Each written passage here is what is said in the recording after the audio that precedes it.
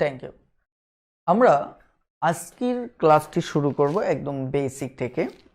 সেটি হচ্ছে প্রথমত আমরা জানব যে একটা গণিতের ক্ষেত্রে যে আমরা যে গণিত নিয়ে কথা বলতে চাচ্ছি এটি কিন্তু এটি এমন একটি বিদ্যা যার সাথে আপনার ব্যক্তিগত জীবন বিশেষভাবে জড়িত। অর্থাৎ আমরা এই কোর্সটিতে আমরা বিভিন্ন ম্যাথমেটিক্যাল সমস্যাগুলো জীবন ঘনিষ্ঠ সমস্যা হিসেবে এখানে উপস্থাপন করব। এই কারণে আপনাদের প্রতি আমাদের রিকোয়েস্ট থাকবে যে অবশ্যই আপনারা প্রত্যেকটা গণিতের যে সমাধান সেটা বাস্তবিকভাবে কল্পনা করবেন। ওকে, আমরা জানি গণিত একটি ভাষা। এই ভাষাকে যদি আমরা লিখিত রূপে প্রকাশ করতে চাই তাহলে কিছু প্রতীকের প্রয়োজন আছে। শুধু এই ভাষা নয়, পৃথিবীর যে কোনো ভাষাকেই সেটি যদি বাংলা ভাষা হয়, যেমন আমরা সেখানে কিছু প্রতীক ব্যবহার করি যাদেরকে বর্ণ বলি, একইভাবে আমরা ইংলিশ ল্যাঙ্গুয়েজ লিখিত রূপে প্রকাশ করার জন্য কিছু প্রতীক ব্যবহার করি। এটা আপনারা জানেন যে আলফাবেট, অর্থাৎ আমাদের যে এখানে লেটার রয়েছে সেই লেটার ব্যবহার করে থাকি। একইভাবে গণিত একটি ভাষা যেটি গণনার ভাষা, যাকে লিখিত রূপে প্রকাশ করার জন্য আমাদের বেশ কিছু প্রতীকের প্রয়োজন হয়। এই ক্ষেত্রে গণিতের প্রতীক হচ্ছে মোট 10টি। এই 10টি প্রতীক আমরা শুরুতে একটু দয়া করে দেখে নেব। দেখুন, শূন্য থেকে শুরু 1 2 3 4 5 6 7 8 9। অর্থাৎ গণিতের ক্ষেত্রে এই প্রতীক হচ্ছে মূলত আমার কয়টি? টোটাল প্রতীক হচ্ছে আমার 10টি। অর্থাৎ এই 10টি প্রতীক দিয়েই আমরা সকল প্রকার ম্যাথমেটিক্যাল ভাষাকে উপস্থাপন করব। এখন ভালো করে লক্ষ্য করে দেখুন যে এই ক্ষেত্রে এদেরকে গণিতের ভাষায় একটা নামকরণ করা হয়। সেটি হচ্ছে যে এদেরকে বলা হয় মূলত, এরা হচ্ছে অঙ্ক। এদেরকে বলা হয় কি? অঙ্ক। এখন প্রশ্ন থেকে যায় যে অঙ্ক কি? অঙ্ক কি? অর্থাৎ এখানে আমরা যে 10টা প্রতীককে দেখতে পাচ্ছি সেটিকে আমরা গণিতের ভাষায় বলি অঙ্ক। আসলে এই ব্যাপারটা আপনি যদি অন্যান্য ভাষাগত তুলনা করেন তাহলে খুব সহজেই বুঝতে পারবেন। যেমন আমরা বাংলা ভাষার ক্ষেত্রে এদেরকে বলে থাকি বর্ণ। অর্থাৎ আমরা যখন বলি অ আ, এরা হচ্ছে বর্ণ। ইংলিশের ক্ষেত্রে এদেরকে বলে থাকি আমরা মূলত লেটার, যেমন এ বি সি ডি ইত্যাদি, তাই কিনা? একইভাবে গণিতে এদের নাম, এই প্রতীকগুলোর নামকরণ হচ্ছে আমার কি? অঙ্ক। এখন একে আপনি যেহেতু বাংলা ইংলিশ উভয় ভার্সনেই অঙ্ক সমাধান করতে পারেন, সেই ক্ষেত্রে আমরা বলছি অঙ্ক বা ডিজিট। ঠিক আছে? যেমন 1 2, অর্থাৎ এখানে যে 10টা রয়েছে তাদেরকে বোঝাচ্ছে। অর্থাৎ একটি ভাষাকে লিখিত রূপে প্রকাশ করার জন্য আমরা যে প্রতীকগুলো ব্যবহার করি তাকে বাংলায় বলা হয় বর্ণ, ইংলিশে বলা হয় লেটার এবং গণিতে তাকে বলা হয় অঙ্ক। একইভাবে আমরা যখন এই বর্ণগুলো নিয়ে একটা অর্থপূর্ণ কোনো একটা সংযুক্ত অবস্থা তৈরি করি তাকে আমরা বলি শব্দ। তাকে কি বলি? শব্দ। যেমন আমি যদি বলি আ ম আম, এই দুটো বর্ণ মিলে আমরা একটি অর্থপূর্ণ শব্দ গঠন করেছি। তার মানে আম হচ্ছে আমার এখানে শব্দ। অর্থাৎ বর্ণের সাথে বর্ণ যুক্ত করার পর যদি সেটি কোনো অর্থ প্রকাশ করে সেটিকে আমরা শব্দ বলি। একইভাবে এটি ইংলিশে বলা হয় একে মূলত ওয়ার্ড। ইংলিশে বলা হয় মূলত ওয়ার্ড। যেমন একে আমি ইংলিশে বলবো ম্যাঙ্গো। অর্থাৎ লেটারের সাথে লেটার যুক্ত করার পর এটি যদি কোনো একটা অর্থ প্রকাশ করে তখন একে আমরা বলছি কি? ওয়ার্ড। একইভাবে এই জিনিসটা গণিতে বলা হয় মূলত সংখ্যা। এই জিনিসটা গণিতে কি বলা হয়? সংখ্যা। যেমন আমি যদি বলি 12টি আম, এবং অবশ্যই সেটি কোনো একটা পরিমাণের ধারণা দেবে। আমি আবারও বলছি, সেটি অবশ্যই কোনো একটি পরিমাণের ধারণা দেবে। তার মানে লক্ষ্য করে দেখুন, বাংলায় যেটি শব্দ, ইংলিশে সেটি হচ্ছে কি ওয়ার্ড, আর গণিতে তাকেই বলা হয় মূলত সংখ্যা। তার মানে এখান থেকে যদি আমরা শর্টকাটে একটু বোঝার চেষ্টা করি, তাহলে বিষয়টা হচ্ছে সরাসরি যে প্রতীকগুলো আছে সেগুলিকে বলা হয় অঙ্ক, আর এই প্রতীকগুলো দিয়ে যদি কোনো পরিমাণ প্রকাশ করি তাহলে সেটিকেই বলা হয় সংখ্যা। এখন এই ক্ষেত্রে আমি আরেকটা শর্টকাট বলি, যে সাধারণত এখানে আমাদের যে পরিমাণের ক্ষেত্রে সাধারণত টি, টা, খানা এই কথাগুলো অনেক সময় থাকে। এখন একটা কনফিউশনের জায়গা যেটা, সেটা হচ্ছে যে আমি যদি বলি এখানে একটি অথবা দুটি আম, দুটি আম, এখন প্রশ্ন হচ্ছে এই যে দুই, এই দুটি আম, এটি কি সংখ্যা নাকি অঙ্ক? এখন আপনি যদি এর অরিজিন প্রতীক হিসেবে চিন্তা করেন তাহলে এটি অঙ্ক। এখন আমি একটু আগে যেটা বলেছি যে অঙ্কের সাথে অঙ্ক বসে আমার সংখ্যা তৈরি করে, এখানে যে প্রশ্নটা সেটা হচ্ছে একটা প্রতীক, একটা অঙ্ক কি একটা সংখ্যা তৈরি করতে পারে? এটি একটি মৌলিক প্রশ্ন। এখন খেয়াল করে দেখেন, এ ব্যাপারে আমাদের একটা কনসেপ্ট হচ্ছে যে আমরা যখন বাংলার ক্ষেত্রে আমরা এইভাবে ব্যবহার করি, ওই দেখা যায় আমাদের তাল গাছ। আমি এই কথাগুলো প্রায় রিপিট করি, আজকেও রিপিট করতেছি, একটু বোঝার চেষ্টা করেন। তাহলে এখানে এই যে ওই, এর মিনিংটা কি? এর মিনিংটা হচ্ছে দ্যাট, এর মিনিংটা হচ্ছে আমার দ্যাট। এখন লক্ষ্য করেন, আমাদের এই ওইটা যদি বাংলা বর্ণের লক্ষ্য করে দেখেন যে এ ওই, অর্থাৎ ওই হচ্ছে একটি বর্ণ, ওই হচ্ছে একটি বর্ণ, কিন্তু এখানে কিন্তু ওই বর্ণ নয়, ওই হচ্ছে এখানে সংখ্যা। কারণ কি?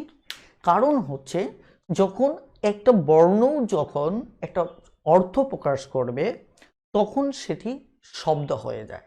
তার মানে একটা বর্ণ একটা শব্দ হতে পারে।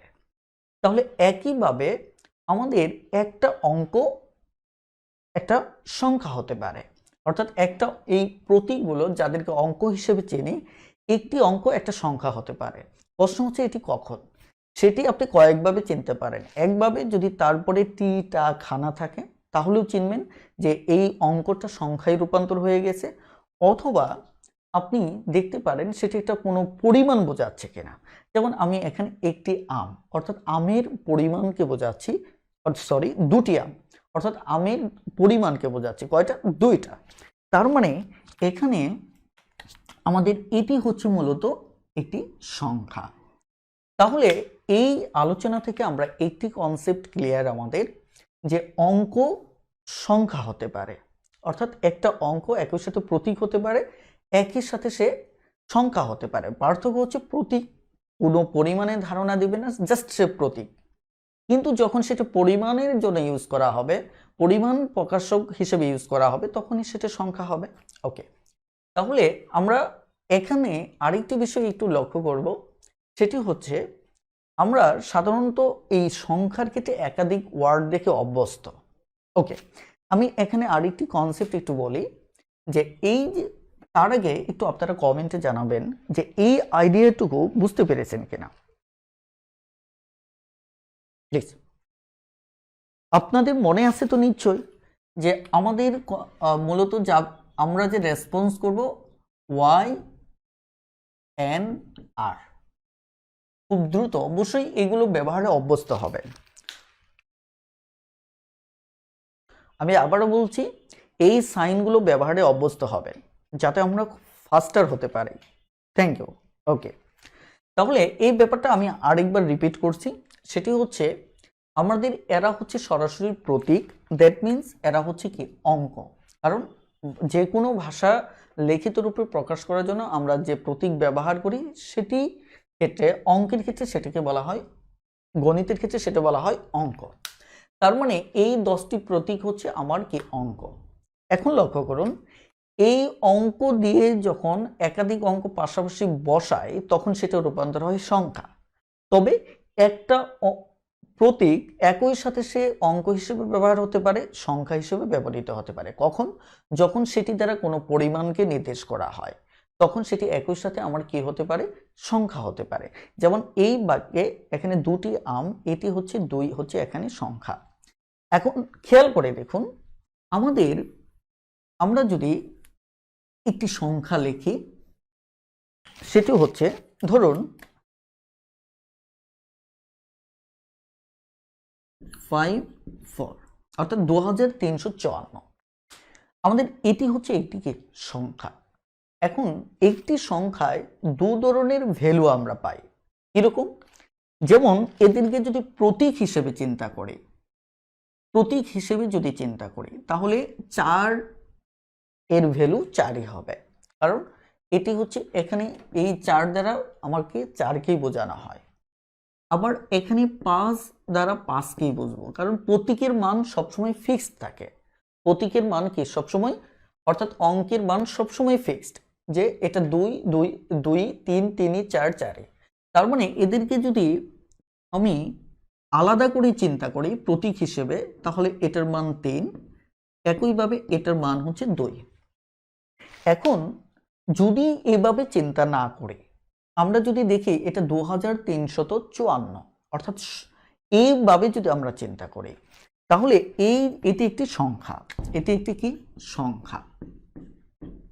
ওকে, দেখেন এই সংখ্যাটা আমার 2 3 5 এবং 4 নিয়ে গঠিত হয়েছে। এখন দেখেন এই 4 এখানে বসার পর এর মানটা কত হবে, এই 5 এখানে বসার পর তার মানটা কত হবে, এখানে 3 এখানে এই সংখ্যায় বসার পর তার মান কত হবে, এখানে 2 এই সংখ্যায় বসার পর তার মান কত হবে। অর্থাৎ আমাদের এখানে মান নির্ণয়ের নিয়মটা হচ্ছে, কোনো সংখ্যায় একটা ডিজিটের মান আমরা নির্ণয় করি 10 গুণোত্তর পদ্ধতিতে।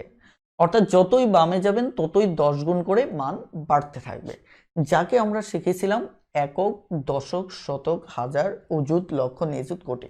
অর্থাৎ এইভাবে আমরা শৈশবে কি এই ব্যাপারগুলি জেনেছিলাম। তার মানে যতই বামে যাচ্ছে ততই 10 গুণ করে পারবে। যেমন একক, এরপরে দশক মানে কি 10 গুণ, এরপর শতক মানে 10-এর 10 গুণ 100, এভাবে আর কি। তার মানে এখানে এর মানটা হচ্ছে 4 এর মান হচ্ছে মূলত আমার কত, 1 গুণ, তার মানে 4। তাহলে একইভাবে 5-এর মান হচ্ছে এর 10 গুণ, দশক স্থানে হচ্ছে 10 গুণ, তার মানে এখানে হচ্ছে কত, 50। এখানে 3-এর মান হচ্ছে আমার আরো 10 গুণ বেশি, তার মানে কি 100, তাহলে সেটি হচ্ছে এখানে আমার 300। তাহলে 2-এর মান হচ্ছে আমার কত, খেয়াল করে দেখেন আরো 10 গুণ বেশি, তার মানে কি প্রতি 10 গুণ মানে একটা করে শূন্য বৃদ্ধি পাবে, তাহলে এটি হচ্ছে আমার কত, 2000। ক্লিয়ার? তাহলে আমরা দেখতে পেলাম যে এই সংখ্যার ভিতর যাদেরকে ব্যবহার করেছি এদের দু ধরনের মান আছে। একটা মান হচ্ছে প্রতীকের মান, অর্থাৎ এটিকে আমরা এই যে মানটা আমরা কোথায় পেয়েছিলাম, এই জায়গাতে পেয়েছিলাম, এটা হচ্ছে তার নিজস্ব মান। অর্থাৎ তার জন্মের সময় সে প্রতীক হিসেবে পরিচয় দেওয়ার সময় যে মানটা ছিল ওটা হচ্ছে তার নিজের মান। কিন্তু যখন সে এই জায়গায় বসলো তখন সে একটা 10 গুণোত্তর পদ্ধতির চেয়ারে বসলো। যতই সে বামের চেয়ারে যাবে ততই তার মান বাড়তে থাকবে। কত গুণ করে? 10 গুণ করে। তার মানে এই স্থানের জন্য এই প্লেস, এগুলি হচ্ছে এক একটা কি প্লেস, এই প্লেসগুলোর জন্য তাদের এক একটা নতুন মান আসতে থাকবে। যেমন 4-এর মান হচ্ছে 4, 5-এর মান হচ্ছে 50, এখানে 3-এর মান হচ্ছে 300, 2-এর মান হচ্ছে 2000। কথাটা ক্লিয়ার? এই যে এই প্লেসটাতে বসার জন্য তাদের যে মানটা আসলো, এই মানটাকে বলা হয় স্থানীয় মান। কি মান বলা হয়? যে এই মানগুলোকে বলা হয় স্থানীয় মান।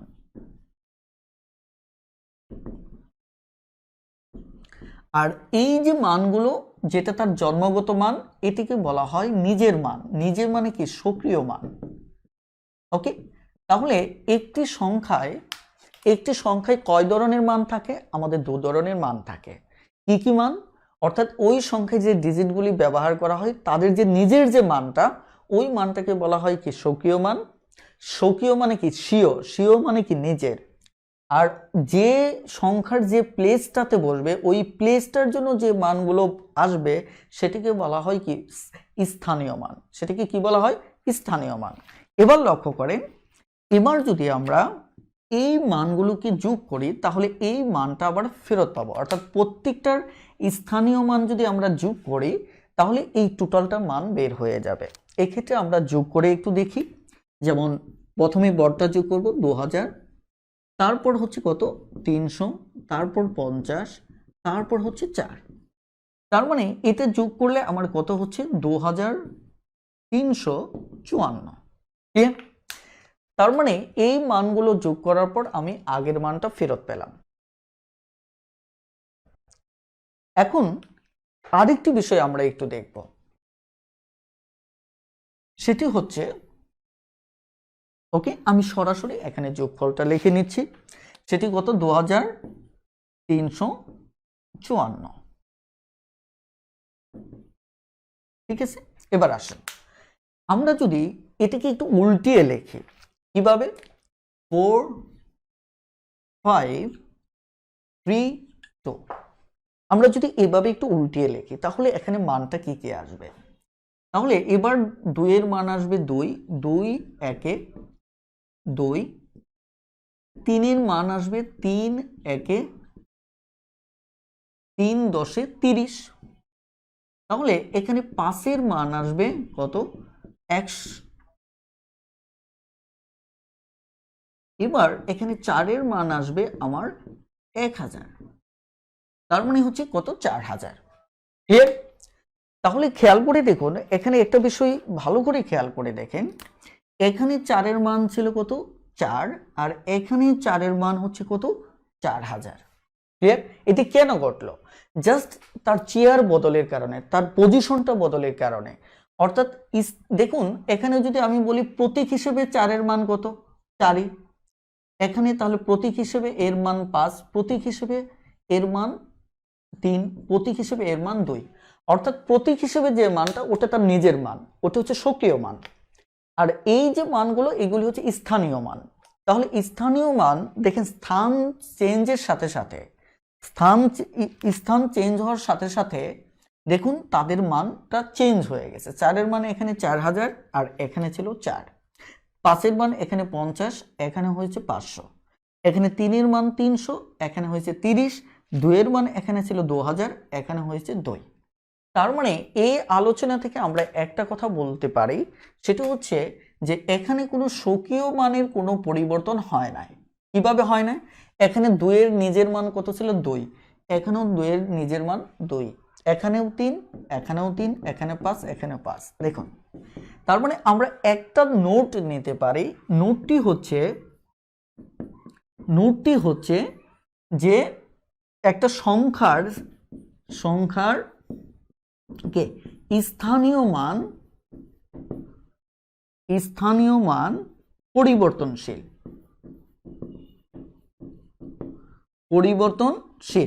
অর্থাৎ আমরা এটি বলতে পারি যে কোনো সংখ্যার স্থানীয় মানটা কি পরিবর্তনশীল, সেটি পরিবর্তন হতে পারে। ঠিক আছে, কিন্তু স্বকীয় মানটা অপরিবর্তনশীল। সেটা মর্তে থাকুক, আকাশে থাকুক আর পাতালে থাকুক, যেখানেই থাকুক তার কোনো পরিবর্তন হবে না। এবার আসুন আমরা গণিতের ক্ষেত্রে একটি গুরুত্বপূর্ণ বিষয় আমরা সবসময় মাথায় রাখব। সেটি কি?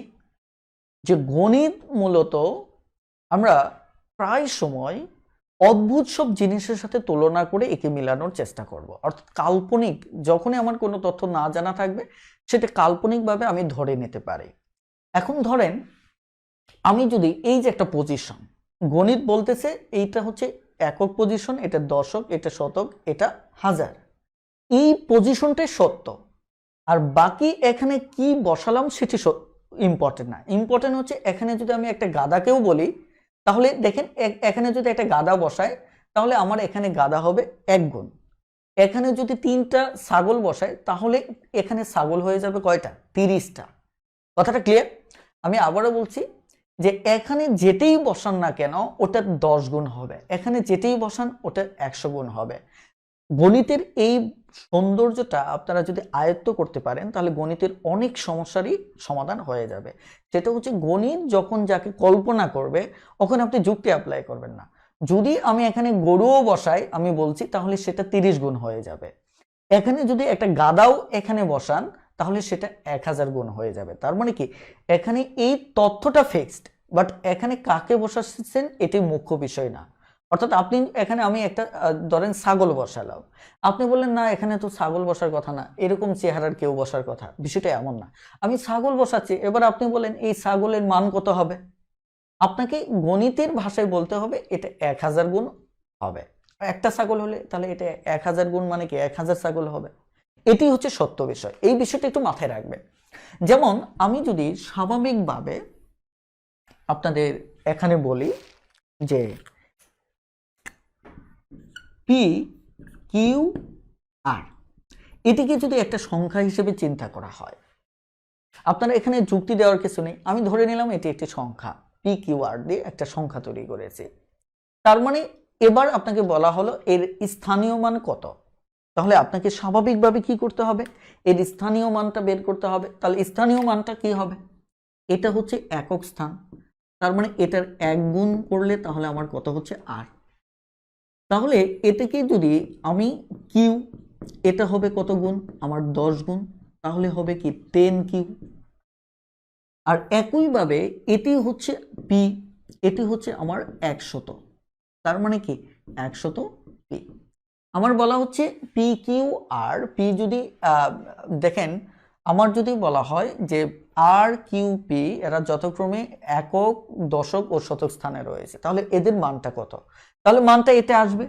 অর্থাৎ আমি যদি এদেরকে যোগ করি তাহলে 100 পি যোগ 10 কিউ যোগ হচ্ছে আর, এটি হচ্ছে আমার আনসার। প্লিজ আপনারা একটু দ্রুত একটু কমেন্টে জানান ওয়াই এন আর, প্লিজ খুব দ্রুত একটু কমেন্টে জানাবেন ওয়াই এন আর।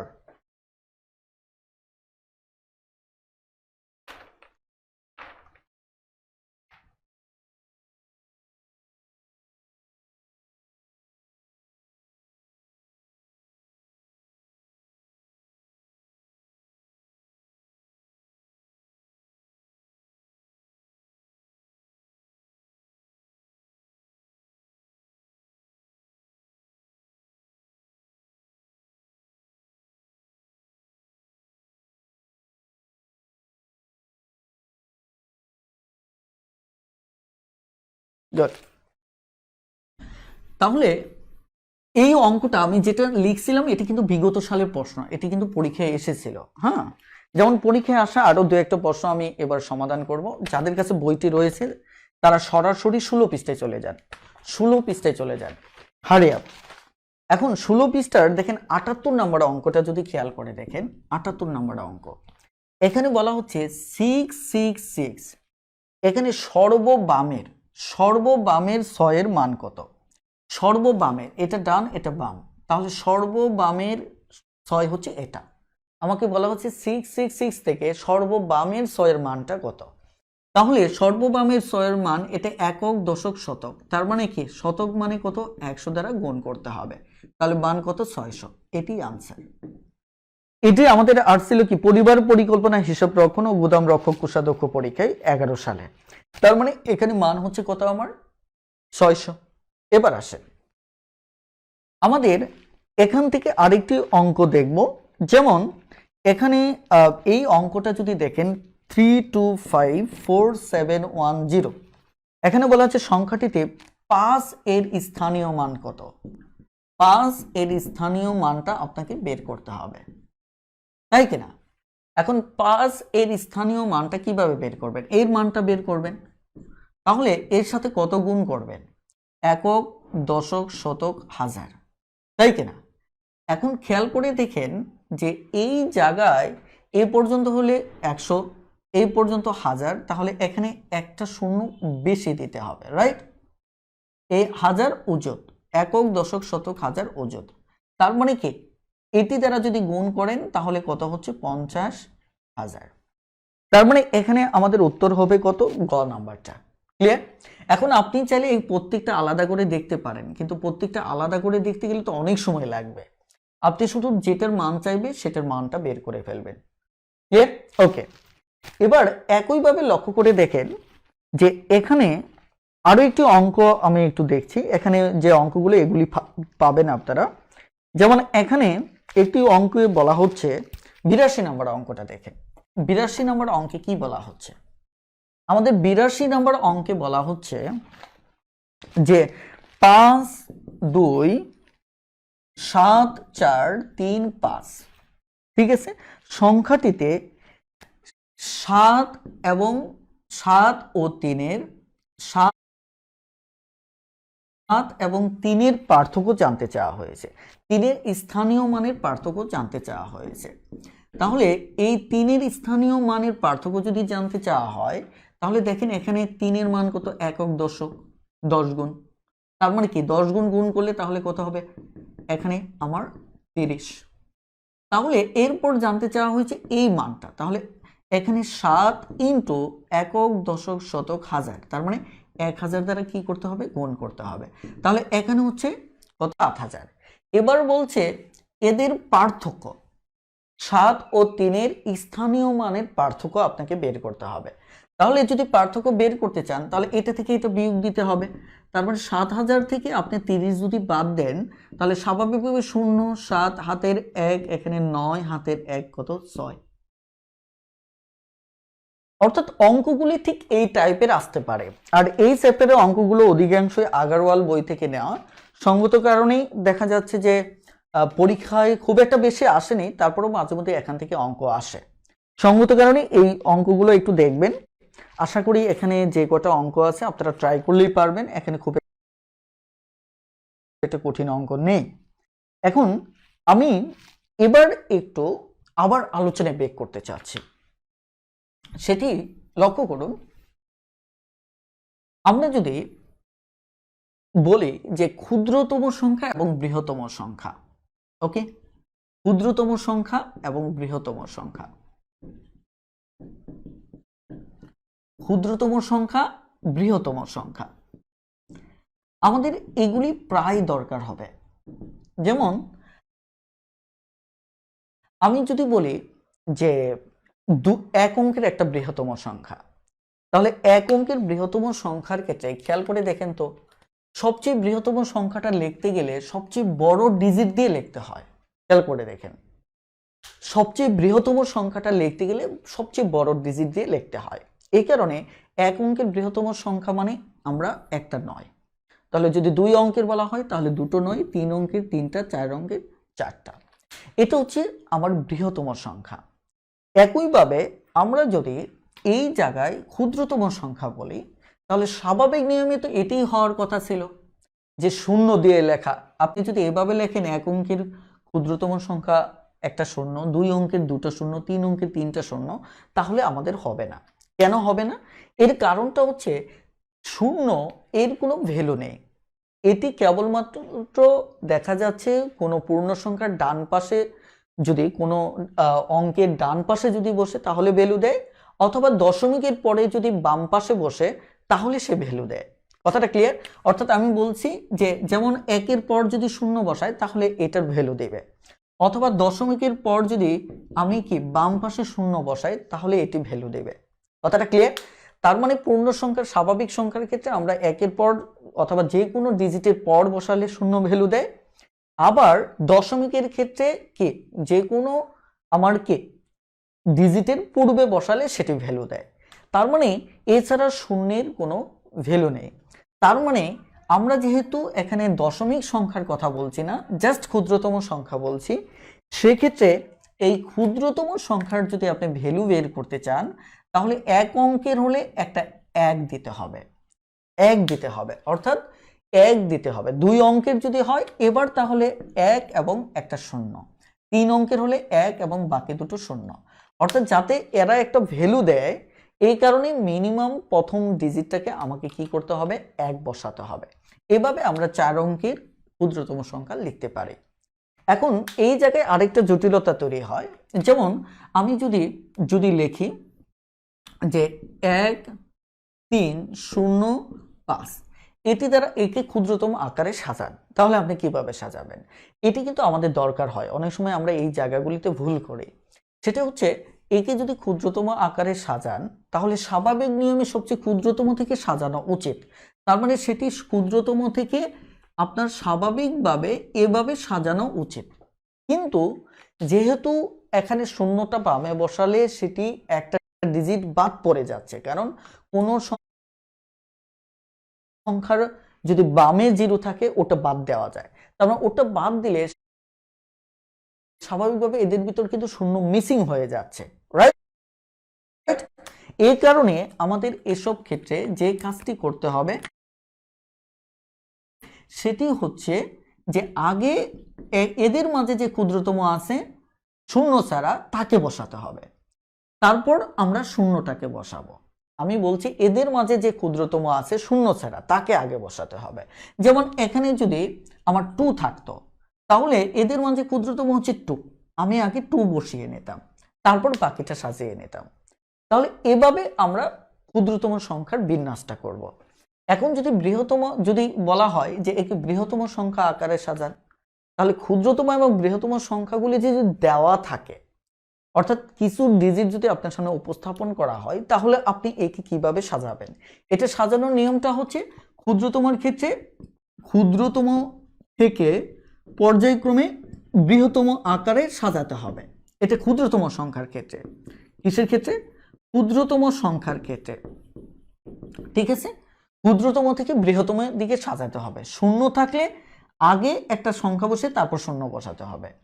আর বৃহত্তম ক্ষেত্রে আমাদের বৃহত্তম থেকে পর্যায়ক্রমে ক্ষুদ্রতমের দিকে সাজাতে হবে। এটা হচ্ছে বৃহত্তম সংখ্যা। যেমন আমরা যদি একে সাজাই তাহলে স্বাভাবিকভাবে একে সাজাতে হবে বৃহত্তম থেকে ক্ষুদ্রতমের দিকে। তাহলে বৃহত্তম এখানে হচ্ছে 5, তাই কিনা? অর্থাৎ আমি যদি এখানে সাজাই তাহলে 5, তারপরে বৃহত্তম কোনটা 3, তারপরে বৃহত্তম কোনটা ক্ষুদ্রতম কোনটা 2, তারপরে ক্ষুদ্রতম 0। অর্থাৎ এখানে আরেকটা বিষয় একটু লক্ষণীয়, সেটি হচ্ছে যখন আপনি শূন্যটাকে বৃহত্তম আকারে সাজাচ্ছেন তখন আমাদের বিন্যাসে কোনো ব্যত্যয় ঘটতেছে না, কারণ সবার শেষে যত আমরা বসাতে পারি। বাট যখন ক্ষুদ্রতম সাজাবেন তখন শূন্যটা ম্যাটার, ঠিক আছে? এখানে ডাজন্ট ম্যাটার। এখন খেয়াল করে দেখেন এভাবে আমরা ক্ষুদ্রতম এবং বৃহত্তম সাজাতে পারি, ঠিক আছে? আমরা এই রিলেটেড কিছু অঙ্ক করব, তার আগে একটু প্লিজ YNR দিয়ে কমেন্ট করুন।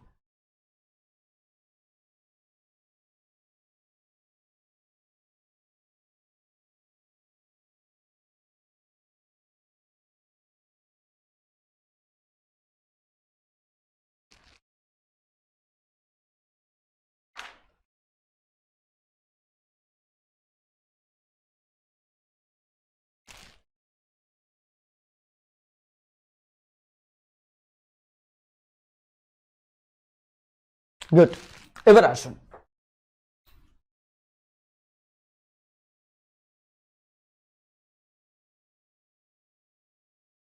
আমাদের কিছু অঙ্ক এখান থেকে আসে, ক্ষুদ্রতম এবং বৃহত্তম সংখ্যার পার্থক্য, যোগফল বা সমষ্টি, এই টাইপের কিছু অঙ্ক আমাদের পরীক্ষায় আসে।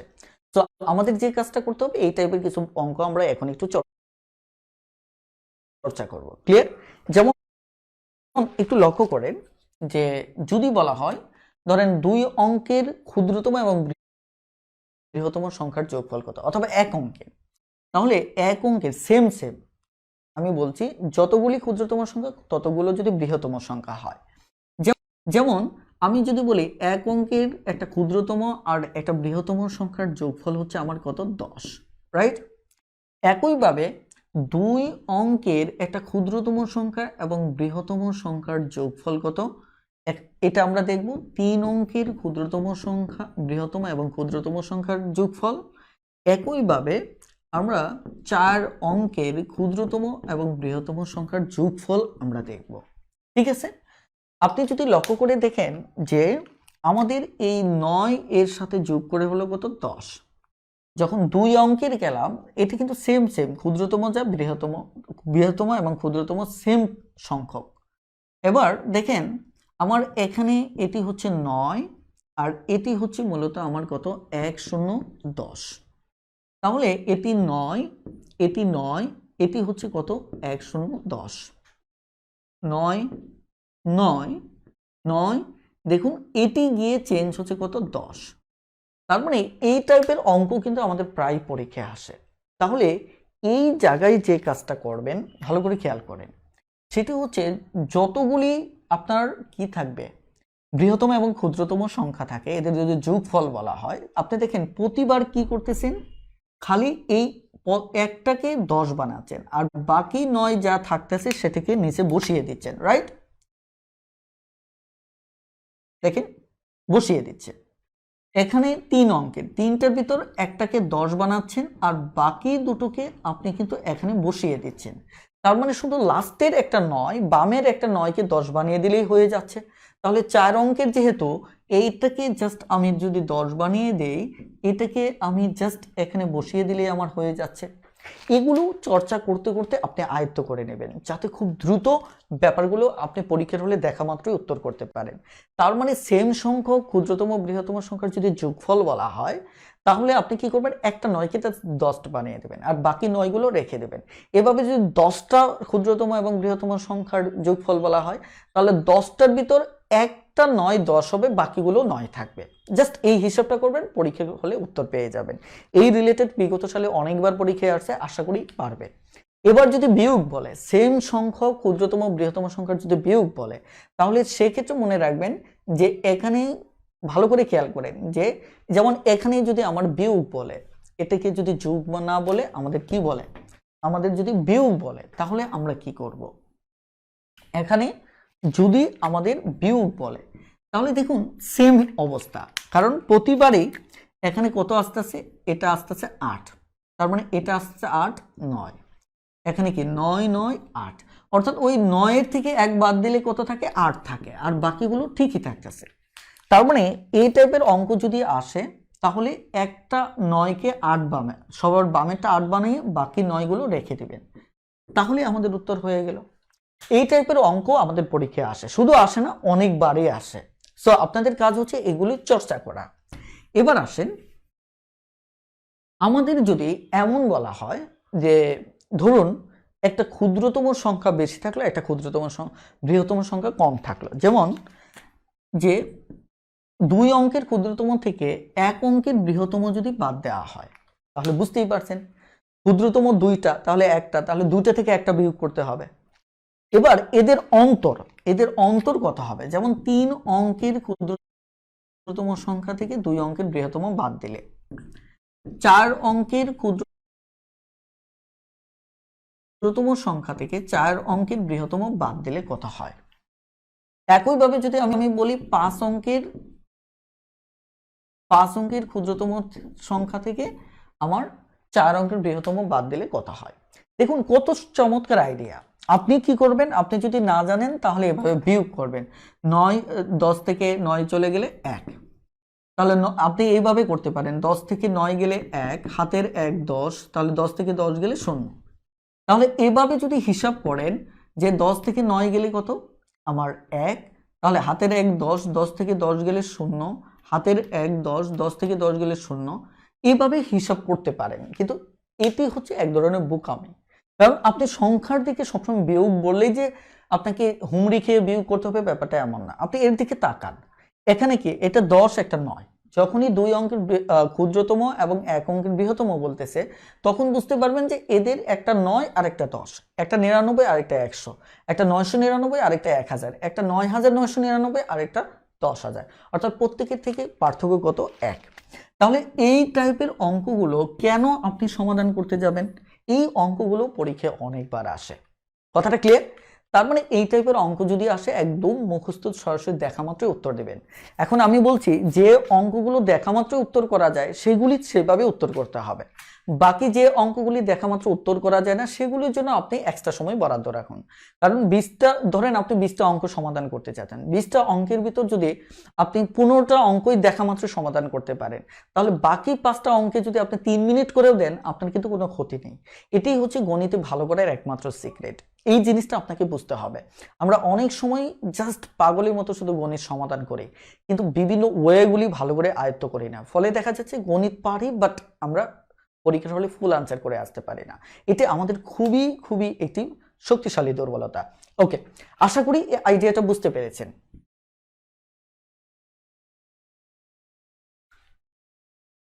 ওকে, এতক্ষণের আলোচনা থেকে একটা বিষয় নিশ্চয়ই বুঝতে পেরেছেন যে এখানে এই যে 9টা, এই 9টাকে এরা সবসময় একটা অর্থ প্রদান করে, এই কারণে এদেরকে আমরা বলি কি সার্থক অঙ্ক। আর এটি যেহেতু একাকী অর্থ প্রকাশ করে না, এটিকে বলি আমরা অভাবজ্ঞাপক অঙ্ক। ঠিক আছে, তাহলে অঙ্ক আমাদের এই দুই প্রকার, সার্থক অঙ্ক এবং অভাবজ্ঞাপক অঙ্ক। কথাটা ক্লিয়ার? ওকে, এবার আমরা খুবই গুরুত্বপূর্ণ একটি আইডিয়া নিয়ে আলোচনা করব। এবার আমি মূল অঙ্কে চলে যাচ্ছি প্লিজ। তবে এখানে 13 নম্বর একটা অঙ্ক আছে, সেটি নিয়ে একটু কথা বলি। 13 নম্বর অঙ্কটা, 13 নম্বর অঙ্কে খেয়াল করেন, এখানে বলা হচ্ছে 209,014, 209,014। আপনারা একটু দ্রুত কমেন্টে লিখুন 209,014 কত হয়।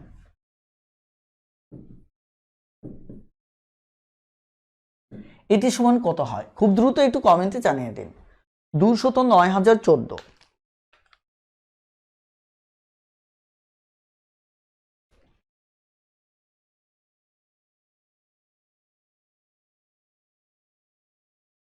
গুড।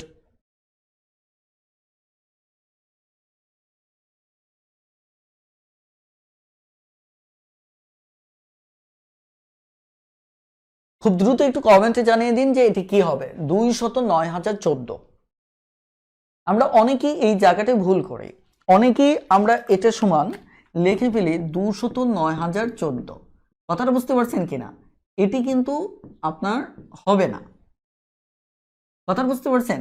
এটি কি হবে না, কারণ আপনি একটা সাংঘাতিক ভুল করেছেন এখানে। ভুলটা কি খেয়াল করে দেখেন, এখানে যে কথাটা বলা হচ্ছে 209,014, এই কনসেপ্টটাতে এখানে কি বলা হচ্ছে? এখানে বলা হচ্ছে, আপনি যদি ভালো করে খেয়াল করেন, 209,014 এটা হচ্ছে হাজারের গড়। এটা হচ্ছে কি হাজারের গড়, আর এটা হচ্ছে 14, তার মানে হাজারের গড় আপনি যদি খেয়াল করে দেখেন, তাহলে হাজারের পরে গড় হচ্ছে 3টা, গড় হচ্ছে 3টা, তারপর হচ্ছে এই কমাটা, রাইট? তারপর হচ্ছে কি এই কমাটা, আর এর পূর্বে হচ্ছে 209, এর পূর্বে হচ্ছে 209। এবার আপনি লিখতে পারেন, এবার আর ভুল হবে না। ভালো করে খেয়াল করেন, কারণ 209,000, হাজারের গড়ে কমা এবং এরপর আরো 3টা গড় আছে, একক, দশক, শতক। ক্লিয়ার? এই জায়গাটায় আমরা ভুল করি, আর এই কারণে অনেকেই আমরা 209,014 এভাবে লিখি, এটি আমাদের ভুল। এবার আসুন, তাহলে সংখ্যাটা কি দাঁড়াচ্ছে? এই সংখ্যাটা দাঁড়াচ্ছে মূলত 14 যদি লেখেন, তাহলে আগে কি লিখতে হবে? 14 লিখতে হবে। তাহলে যে গড়টা ফাঁকা আছে এটা শূন্য দিতে হবে, আর 209,014, তার মানে আমাদের দাঁড়াবে এটি। কথাটা ক্লিয়ার? যাদের ভুল হয়েছিল তারা একটু শুদ্ধ করে নেন। 209,014 YNR, হারি আপ। ওকে, এবার বলা হচ্ছে 93,709, 93,000, দেখেন 93,709।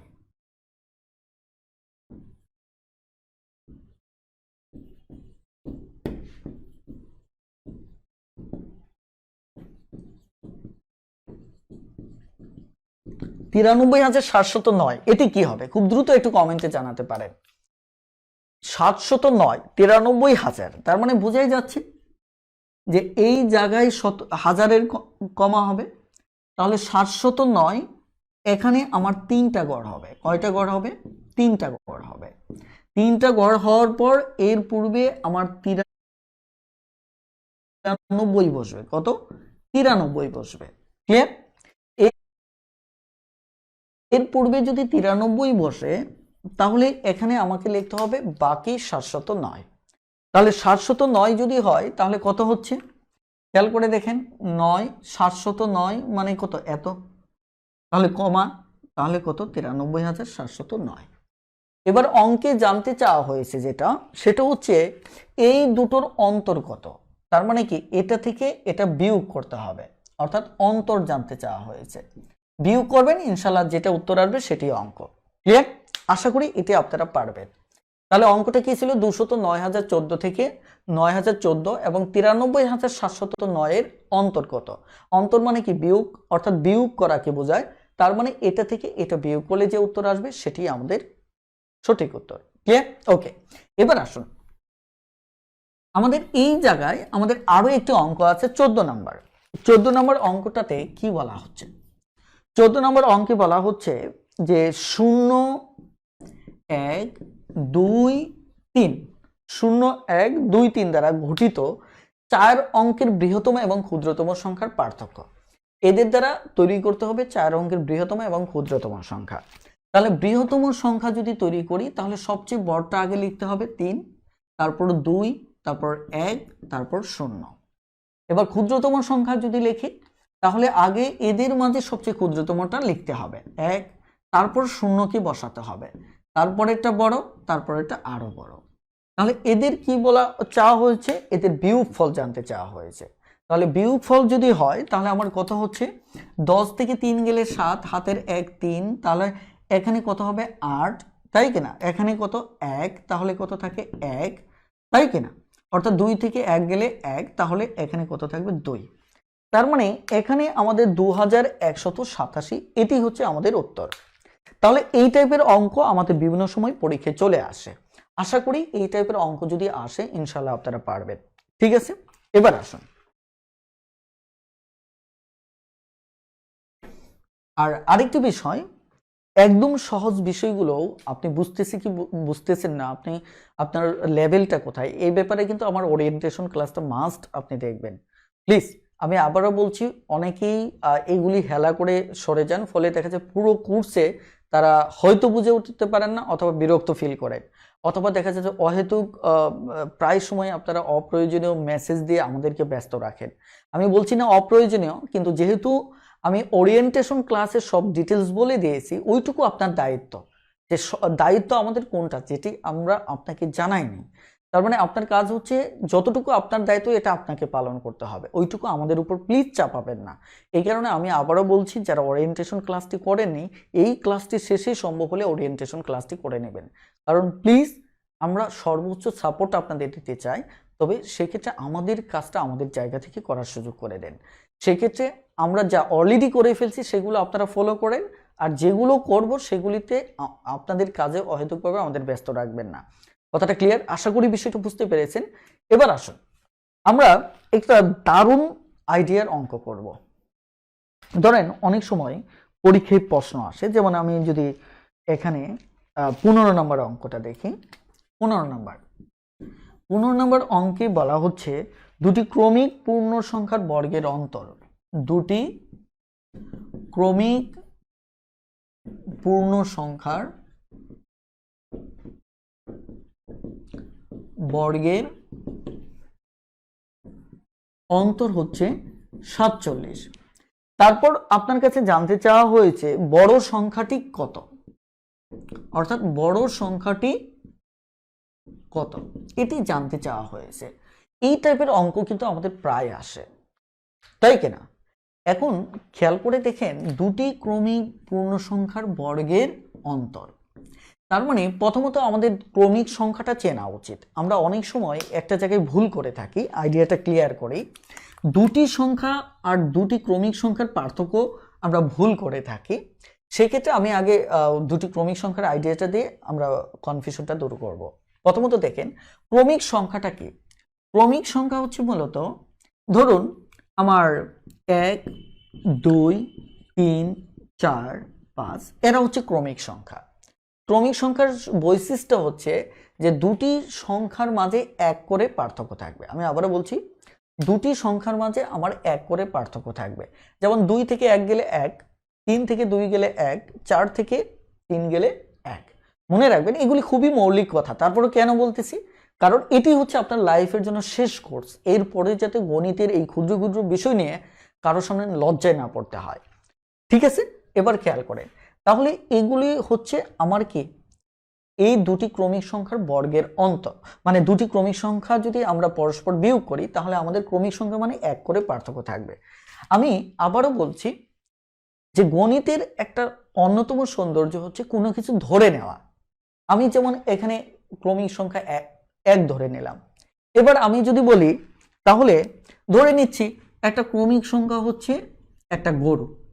আমি যদি বলি তাহলে এর পরের ক্রমিক কত, তাহলে আপনি কি জানেন, আপনি জানেন যে এই ক্রমিক সংখ্যাটা আমার পূর্ববর্তী ক্রমিকের সাথে 1 যোগ হয়ে এটা এসেছে, তারপর এর পূর্বেরটার সাথে 1 যোগ হয়ে আমার এটি এসেছে, তারপর এটির সাথে 1 যোগ হয়ে আমার এটি এসেছে, তাহলে এর সাথে 1 যোগ হয়ে আমার এটি এসেছে, তার মানে পূর্ববর্তীটার সাথে সবসময় 1 যোগ হয়ে পরেরটা আসছে।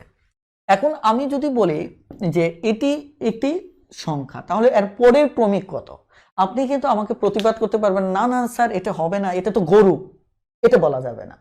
আপনি এটা বলতেই পারেন না, কারণ আমার ইচ্ছা, গণিতে এই স্বাধীনতাটুকু আছে যে আমি এই জায়গায় গরু বসাতে পারি। কারণ আপনি চেহারা দেখবেন না, আপনি সবসময় গুণের বিচার করবেন, গুণ দিয়ে বিচার করবেন যে মানে who is real or not real. তার মানে কি, আপনাকে যেটা বলা হবে এটা মেনে নিতে হবে, আপনার কথা হচ্ছে ওই বৈশিষ্ট্যটা জাস্ট মেনটেন করতে হবে। ঠিক আছে, এটা একটা সংখ্যা যদি হয় তাহলে এর পরের ক্রমিক কত, তাহলে স্বাভাবিকভাবে আপনি বলবেন এর পরের ক্রমিকটা হচ্ছে এই গরু যোগ 1। আমি কেন এই কথাটা বললাম, কারণ আমার বৈশিষ্ট্য হচ্ছে একটা থেকে আরেকটা পার্থক্য 1, একটা থেকে আরেকটা পার্থক্য কত 1। তার মানে এটা যদি একটা ক্রমিক হয় তাহলে পরেরটা হচ্ছে কি এর সাথে 1 যোগ করতে হবে। এবার যদি আপনাকে বলা হয় এর পরের ক্রমিক কত, তাহলে আমরা দেখব যে এখান থেকে আরো 1 বাড়াতে হবে, পরেরটা হচ্ছে কি আরো একটা 1 বাড়লো, তার মানে কত 2।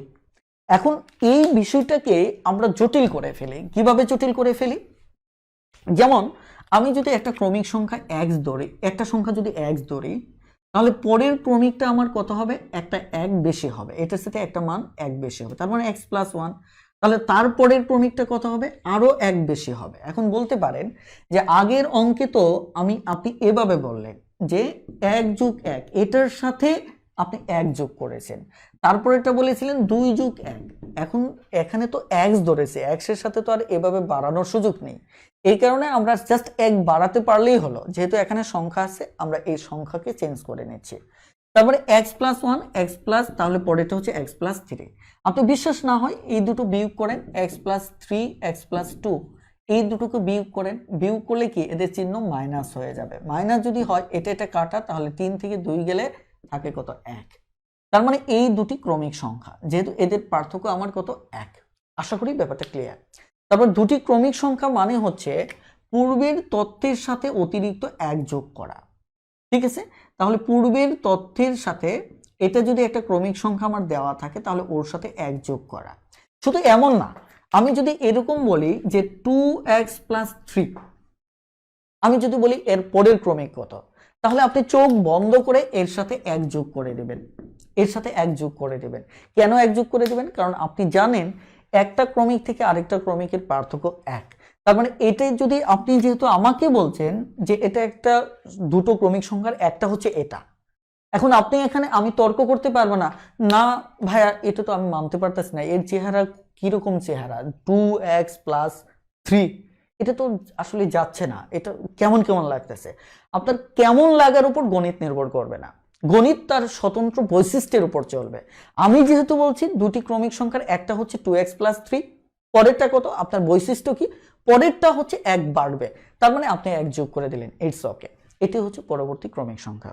প্লিজ হারি আপ, খুব দ্রুত কমেন্টে জানিয়ে দিন YNR।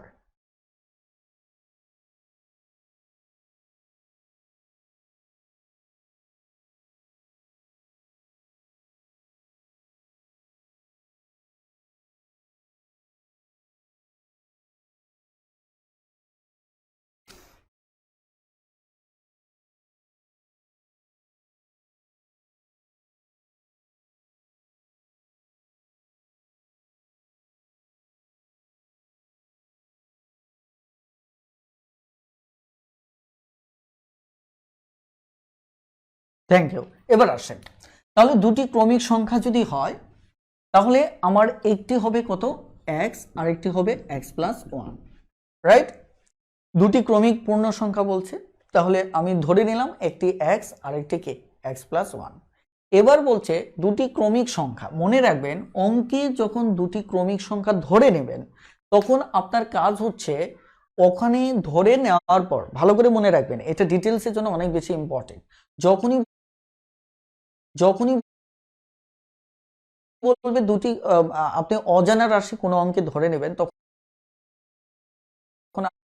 আপনার কাজ হচ্ছে ওটাকে শর্ত মতে দাঁড় করাবেন। কি করবেন? শর্ত মতে দাঁড় করাবেন। দ্যাট মিনস এখানে দুটি ক্রমিক পূর্ণ সংখ্যা বলছে, আমি দুটো ক্রমিক পূর্ণ সংখ্যা ধরে নিয়েছি, একটা এক্স আর একটা এক্স প্লাস ওয়ান, ঠিক আছে? একটা হচ্ছে এক্স আর একটা হচ্ছে কি এক্স প্লাস ওয়ান। তাহলে এটা ধরে নেওয়ার পর আপনার কাজকে, এটা ধরে নেওয়ার পর আপনার কাজ হচ্ছে ওরা অঙ্কে যা যা বলবে আপনি তাই করবেন। অজানা রাশি ধরে নেওয়ার এটি একটা সুবিধা, ওটা ধরে নেওয়ার পর ওরা যা বলবে আপনি ঠিক তাই করবেন। যেমন দুটি ক্রমিক সংখ্যা আমি ধরে নিয়েছি, একটা এক্স আর একটা এক্স প্লাস ওয়ান। তারপর কি বলছে? এদের বর্গের অন্তর, তার মানে কি আগে বর্গ করতে হবে। আগে যদি বর্গ করি তাহলে এটি হবে এক্স স্কোয়ার, এটি হবে এক্স প্লাস। তাহলে দুটি ক্রমিক সংখ্যা হচ্ছে এটা বর্গের অন্তর, তার মানে আমরা এটাকে আগে বর্গ করে নিব, কারণ অন্তর করার আগে বলছে কি বর্গ করতে হবে। তাহলে আগে বর্গ করে নিলাম, তাহলে এক্স এর বর্গ x square, x plus one এর বর্গ x plus one whole square. Okay, এবার বলছে তাদের অন্তর কত, তার মানে এই দুটো বিয়োগ করতে হবে। এই দুটো যদি আমি বিয়োগ করি তাহলে এটা হচ্ছে ছোট, এটা হচ্ছে বড়। মনে রাখবেন দুটি ক্রমিক সংখ্যার ক্ষেত্রে সব অলওয়েজ একটা বড় থাকবে একটা ছোট থাকবে, দুটি ক্রমিক সংখ্যার ক্ষেত্রে অলওয়েজ একটা ছোট থাকবে একটা বড় থাকবে। তাই যদি হয় তাহলে পূর্বেরটা বড় ছোট, তারপরেরটা কি বড়, তাহলে আমরা কি করব এই দুটো বিয়োগ করলে তাহলে বড়টা থেকে বড় বর্গটা থেকে ছোট বর্গটাকে বিয়োগ করব। তারা বলছে এই বর্গটাকে যদি বিয়োগ করি তাহলে রেজাল্ট হচ্ছে কত 47। এটি হচ্ছে আমাদের শর্ত মতে। কথাটা ক্লিয়ার? আমি এই অঙ্কটা ডিটেলস করতেছি, বাট আমি পরে শর্টকাট দেখাবো। তাহলে ব্যাপারটা কি দাঁড়ালো যে অঙ্কে বলছে দুটি ক্রমিক সংখ্যা ধরে নিলাম, তারপরে কি করলো তারা বলছে এটা বর্গের অন্তর, তার মানে আমরা আগে বর্গ করে নিলাম, তারপর আমরা অন্তর করলাম। অন্তর করার পর তারা বলতেছে সমান সমান কত হবে, এটা সমান সমান 47 হবে, তার মানে সমান সমান আমি 47 বসালাম। এবার তাহলে আমার কাজ হচ্ছে কি, যদি ডিটেলস করতে চাই এটাকে বলা হয় শর্ত মতে, এটাকে কি বলা হয় শর্ত মতে। ক্লিয়ার? তাহলে এটির সূত্র হবে কি 2x প্লাস 1, এটি আমরা বর্গের সূত্রের কথা বলবো, এক্স স্কোয়ার প্লাস 47। তাহলে এখানে যদি আমরা এটি মাইনাস এটি প্লাস, এটা কাটা যাবে, তাহলে থাকলো 2x, এখানে প্লাস 1, তাহলে ওপাশে চলে গেলে এটি হয়ে যাবে কি -1। তাহলে যা হচ্ছে 2x এখানে 46 হচ্ছে, তাহলে সুতরাং 1 সমান 46কে যদি এই পাশে 2 দ্বারা ভাগ করি তাহলে আমার কত হচ্ছে 23। তাহলে এখানে বলা হচ্ছে বড় সংখ্যাটা কত, আমরা x এর মানটা পেলাম কত 23 পেলাম, x এর মানটা কত পেলাম 23 পেলাম। তাহলে এখানে বলা হচ্ছে বড় সংখ্যাটা কত, আমরা সংখ্যা দুটি বের করি। যেমন এই জায়গায় ছোট সংখ্যাটা আমরা পেয়ে গেছি x এর মান কত 23, তাহলে বড় সংখ্যাটা কত হবে 23 যোগ 1, তার মানে কত 24। ঠিক আছে? তাহলে এই হচ্ছে দুটি সংখ্যা। এখন যেহেতু বলছে বড় সংখ্যাটা কত, তার মানে উত্তর হচ্ছে কত 24, এটি হচ্ছে উত্তর। ঠিক আছে? এই গেল আমাদের ডিটেলস। এখন ডিটেলস আপনারা বুঝতে পারছেন কিনা প্লিজ YNR খুব দ্রুত।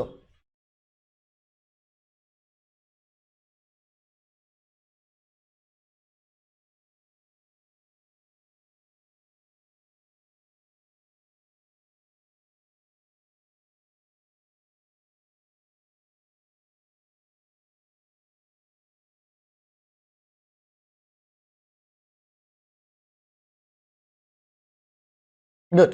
এবার আসেন এই অঙ্কটাকে আমরা এত ডিটেলস করব না, আমাদের কাজ হচ্ছে এই অঙ্কটাকে দেখা মাত্রই সমাধান করতে হবে। আমরা যদি একে এবার এমসিকিউ সলিউশনটা কিভাবে করব, এমসিকিউ সলিউশনটা আমরা কিভাবে করব খুব দ্রুত। প্রথমত খেয়াল করেন দুটি ক্রমিক সংখ্যা, আপনি যদি খেয়াল করে দেখেন 3 এবং 2 এই দুটো ক্রমিক সংখ্যা। এখন দুটি ক্রমিক সংখ্যাকে যদি আমি বর্গ করে বিয়োগ করি তাহলে কত দাঁড়াবে? যেমন একে যদি আমি বর্গ করে যদি বিয়োগ করি তাহলে কত দাঁড়াবে? এটা দাঁড়াবে 3 তিরিকে 9, 2 দুগুণে 4, তার মানে রেজাল্ট হচ্ছে 5। কথাটা ক্লিয়ার? অর্থাৎ দুটি ক্রমিক সংখ্যাকে যদি আমি বর্গ করে বিয়োগ করি তাহলে উত্তর হচ্ছে কত? 5, রাইট? এবার আসেন, মজার একটা ব্যাপার হচ্ছে, এবার যদি এই দুটি ক্রমিক সংখ্যাকে আপনি কি করেন, যোগ করেন, তাহলে সেটার যোগফলও 5। চমৎকার একটি আইডিয়া, ভালো করে খেয়াল করেন। কি দুটি ক্রমিক সংখ্যার ক্ষেত্রে এই সম্পর্কটা খুবই ইন্টারেস্টিং, যে বর্গের অন্তর যে রেজাল্টটা হবে, অর্থাৎ যে দুটি ক্রমিক সংখ্যার কথা বলা হবে তাদের বর্গের অন্তর যে কথাটা বলা হবে, ওই দুটি ক্রমিক সংখ্যার যোগফলও আমাদের তাই হবে। কথাটা ক্লিয়ার? অর্থাৎ দুটি ক্রমিক সংখ্যার বর্গের অন্তর যে রেজাল্টটা, অর্থাৎ 47, এই 47 দুটি ক্রমিক সংখ্যার বর্গের অন্তর, দ্যাট মিনস ওই দুটি ক্রমিক সংখ্যার যোগ করলেও আমার 47 হবে। এটা হচ্ছে মূলত, এইটা হচ্ছে মূল থিম। এই থিমটাকে সামনে রেখে আমরা অঙ্কগুলো কয়েক সেকেন্ডে সমাধান করব। আমি আবারও বলছি, দুটি ক্রমিক সংখ্যাকে বর্গ করে বিয়োগ করলে যে রেজাল্ট হবে, ওই দুটি ক্রমিক সংখ্যাকে যোগ করলে একই রেজাল্ট হবে। এখন আমি যদি আপনাকে 5-এর কথা বলি, যে এখানে দুটি ক্রমিক সংখ্যার বর্গের অন্তর হচ্ছে 5, আমি এইটুকু বললাম না, আমি বললাম যে সরাসরি এইটুকু বললাম, দুটি ক্রমিক সংখ্যার বর্গের অন্তর হচ্ছে কত? 5। তার মানে আমি কি এই দুটো মিন করতে পারবো না? আমি কি এইটুকু বেগ করে চিন্তা করতে পারবো না? তাহলে এখানে দুটি ক্রমিক সংখ্যার যোগফলও 5। বলেন পারবো কিনা? যদি পারি তাহলে আমরা খুব দ্রুত এটাকে দুটি ক্রমিক সংখ্যা আকারে লিখলেই হয়ে যাচ্ছে। একটা হবে 2 আর একটা 3। তার মানে যদি বড় সংখ্যা চাই উত্তর বড় সংখ্যা, যদি ছোট সংখ্যা চাই তাহলে উত্তর ছোট সংখ্যা। অর্থাৎ যেখানেই বর্গের অন্তর থাকবে, দুটি ক্রমিক সংখ্যার বর্গের অন্তর থাকবে, আমি চিন্তা করব কি দুটি ক্রমিক সংখ্যার যোগফল। এটা যেমন এখানে বলা হচ্ছে দুটি ক্রমিক সংখ্যার বর্গের অন্তর 47, তাহলে আমি তো ভাবতেই পারি যে দুটি ওই মানে যে দুটি ক্রমিক সংখ্যার বর্গের অন্তর 47, ওই দুটি ক্রমিক সংখ্যার যোগফল 47।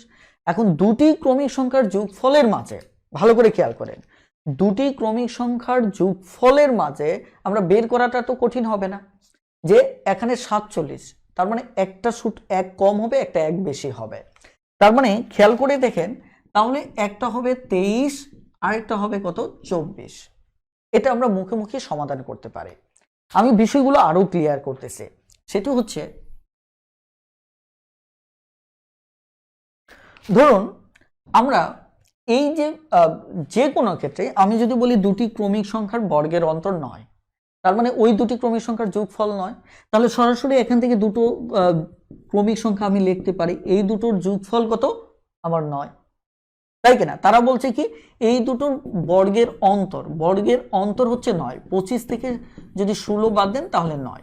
তারা বলছে এটাকে কল্পনা করে, তারা বলছে 9, আমি কল্পনা করছি কি যে তাহলে এই দুটি ক্রমিক সংখ্যার যোগফল হচ্ছে আমার 9, রাইট? তার মানে কি 9কে 4-5 আকারে লেখাটা খুব একটা কঠিন হবে না।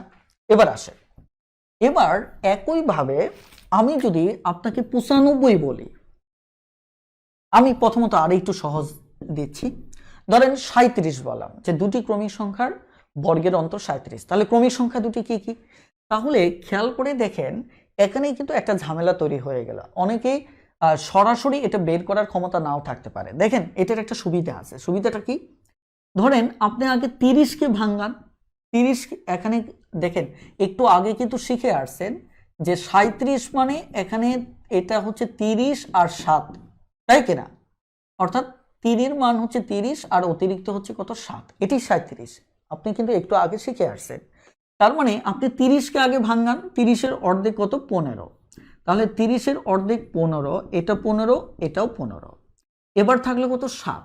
7কে ভাঙালে একটা 3 হবে, একটা 4 হবে। এটা তো সবাই পারবেন ক্রমিক সংখ্যা আকারে ভাঙাতে। তাহলে এখানে 3 যোগ করে দেন, এখানে 4 যোগ করে দেন, তাহলে একটা হচ্ছে 18 আর একটা হচ্ছে কত? 19। আমি টেকনিকটা একটু আবারও বলছি, যে এখানে আমি কি করলাম, এটার অর্ধেক বের করতে হবে। অর্ধেক আপনি এভাবে বের করতে পারেন, সরাসরি 2 দিয়ে ভাগ করেন, 2 দিয়ে ভাগ করলে কত, 3 একে 3, এখানে থাকলো 8 দুগুণে 16 সাড়ে, তাই কিনা? তাহলে এর আগে 18 হচ্ছে একটা সংখ্যা, এর পরে 19 হচ্ছে একটা সংখ্যা। আপনি এভাবেও চাইলে অর্ধেক করে 0.5 বিয়োগ করে আগের সংখ্যাটা পাবেন, 0.5 যোগ করে পরের সংখ্যাটা পাবেন। এগুলি আপনারা এখন শুনতেছেন, পরে আবার প্র্যাকটিস করবেন, আমার ভিডিও ধরে ধরে আবার প্র্যাকটিস করবেন, দেখবেন আইডিয়াটা ক্লিয়ার হয়ে গেছে। এখন আমি আরো কিছু অঙ্ক সমাধান করি, তাহলে আপনাদের বুঝতে সুবিধা হবে। যেমন আমি যদি বলি 95, 95 দুটি ক্রমিক সংখ্যার বর্গের অন্তর হচ্ছে 95, তাহলে ক্রমিক সংখ্যা দুটি কি কি হবে? তাহলে এটাকে আমি প্রথমত 90 কে সহজভাবে ভাগ করে নেই, পরে আমি 5কে ভাঙাবো। এটাকে সহজভাবে ভাঙাই, কারণ আমি জানি 90 এর অর্ধেক 45, তাহলে দুই পাশে সমান সমান করে দিলাম 45। এবার একে ক্রমিক সংখ্যা আকারে ভাঙবো, অতিরিক্ত যেটা থাকবে, একটা 2 আর একটা 3, তাহলে এখানে 2 যোগ করেন, এখানে 3 যোগ করেন, তাহলে একটা হচ্ছে 47 আর একটা হচ্ছে 48। তার মানে দেখেন দুটো ক্রমিক সংখ্যা চলে আসছে। যেমন পরীক্ষায় আসে 199, 199 যদি হয়, এটা সরাসরি বোঝা যাচ্ছে একটা 99 আর একটা 100। ক্লিয়ার? এই টাইপের অনেকগুলো অঙ্ক আছে। যেমন 16 নম্বর অঙ্কটা দেখেন, 16 নম্বর অঙ্কে কি বলা হচ্ছে? 16 নম্বর অঙ্কে বলা হচ্ছে দুটি ক্রমিক সংখ্যার পূর্ণ সংখ্যা নির্ণয় করুন যাদের বর্গের অন্তর 93। তাহলে দুটি ক্রমিক সংখ্যা নির্ণয় করতে বলছে যাদের বর্গের অন্তর 93। তাহলে আমি এখানে 90 কে আগে হিসাব করব, পরে 3 কে ক্রমিক সংখ্যা আকারে সাজাবো। তাহলে 90 এর অর্ধেক হচ্ছে 45 এবং 45, তাহলে 3 করে যদি সাজায়, একটা 2 আর একটা কত 1, তাহলে 1 আর একটা 2, তাহলে কত, একটা 46 আর একটা কত 47। প্লিজ কমেন্ট করুন YNR দিয়ে, খুব দ্রুত কমেন্ট করুন প্লিজ, YNR। হ্যাঁ, 5 নম্বর পেজ, ম্যাথ টিউটর বইয়ের 5 নম্বর পেজ থেকে আমি অঙ্কগুলো সমাধান করতেছি, খুব দ্রুত একটু কমেন্ট করুন।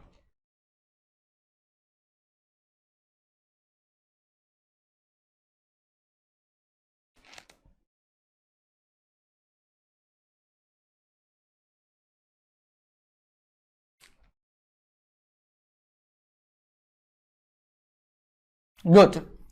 এবার আসেন আমরা আরো একটি অঙ্ক দেখব। এবার যদি, যেমন এখানে যদি 23 নম্বর অঙ্কটা দেখেন, 23 নম্বর অঙ্কটা, 23 নম্বর অঙ্কে কি বলা হচ্ছে? 23 নম্বর অঙ্কে বলা হচ্ছে যে দুটি ক্রমিক সংখ্যার বর্গের অন্তর হচ্ছে 11। দুটি ক্রমিক সংখ্যার বর্গের অন্তর হচ্ছে 11, রাইট? কিন্তু এখানে সংখ্যা দুটির বর্গের সমষ্টি চাইছে। দেখেন, সংখ্যা দুটির বর্গের সমষ্টি,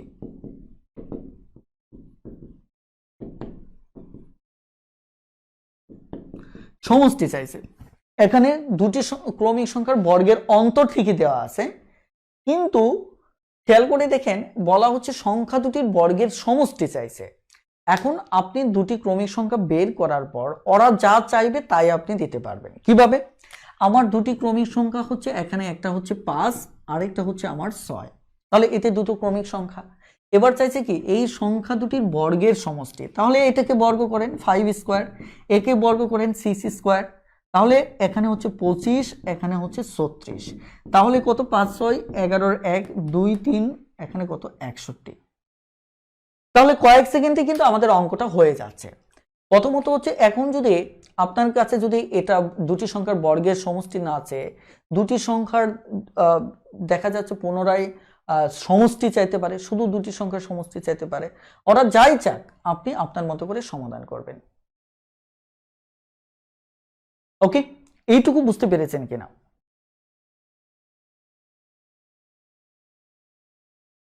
আমার সংখ্যা নিয়ে আরো ডিটেলস আলোচনা হবে, আপনারা আজকের ক্লাসের দিকে সিরিয়াসলি মনোযোগী হন।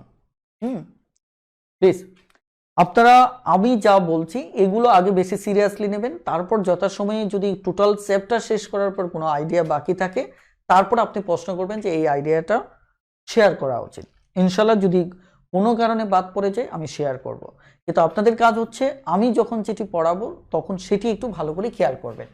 আর পূর্ণ সংখ্যাগুলো বলতেই আমরা যেটাকে পূর্ণ আকারে বুঝি, যেমন এটা একটা কলম, এটা একটা কলম, এটা একটা কলম, তার মানে কোনো ভগ্নাংশ না, সরাসরি পূর্ণ সংখ্যা 1 2 3 4 5 6 7 8 9 10 এদেরকে আমরা পূর্ণ সংখ্যা আকারে চিনি। কথাটা ক্লিয়ার? আমি আবারও বলছি, পূর্ণ সংখ্যা হচ্ছে সরাসরি যে আমাদের সংখ্যাগুলি যেটা আছে 1 2 3 4 5 6 এরাই হচ্ছে সাধারণত পূর্ণ সংখ্যা। তবে সংখ্যা রিলেটেড অনেক আলোচনায় আসবে, ইনশাআল্লাহ আপনারা পর্যায়ক্রমে পাবেন। এবার আসেন এখানে, তাহলে এই টাইপের অঙ্কগুলো আসলে আপনারা পারবেন। আপনারা 30 পর্যন্ত একদম সরাসরি আপনাদের হোমওয়ার্ক থাকলো। আর একটা নিয়ম নিয়ে আমি আলোচনা করব, এর ভিতর দিয়ে আমাদের আজকের ক্লাসটি আমরা শেষ করব।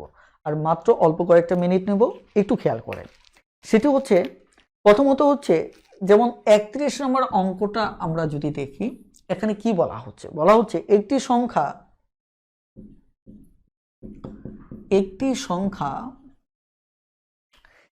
সংখ্যা এখানে 650 হতে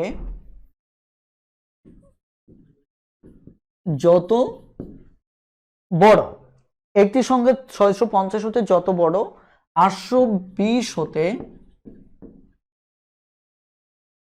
তত ছোট। ঠিক আছে, এবার আপনাকে যেটা বলতে হবে সংখ্যাটি কত।